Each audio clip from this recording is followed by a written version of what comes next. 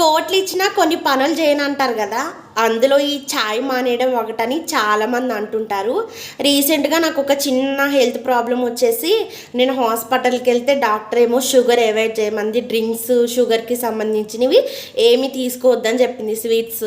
నేను ఖచ్చితంగా మానేయాలని చెప్పేసి ఆల్మోస్ట్ నేను ఇప్పటికి ఛాయ్ మానేసి 6 months అయింది. చాలా హ్యాపీగా ఉన్నాను. నాకు ఇప్పుడు ఛాయ్ తాగాలని కూడా అనిపించలేదు. కానీ మనమంట 30 రోజులు కనుక ఛాయ్ని కనుక మానేస్తే మన శరీరంలో జరిగే మార్పులు ఏంటంటే వెయిట్ లాస్ అవుతామంట. చక్కెర అయితే తీసుకోము కదా, వెయిట్ లాస్కి హెల్ప్ అవుతుంది. ఇంకా ఫేస్ అనేది గ్లోయింగ్గా ఉంటుంది.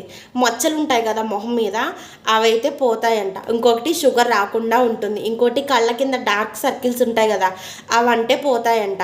అయితే మీలో ఎంతమంది 30 days ఛాయ్ మానేద్దాము అనే ఛాలెంజ్ తీసుకుందాం అనుకుంటున్నారో తప్పకుండా కామెంట్ సెక్షన్లో కామెంట్ చేయండి.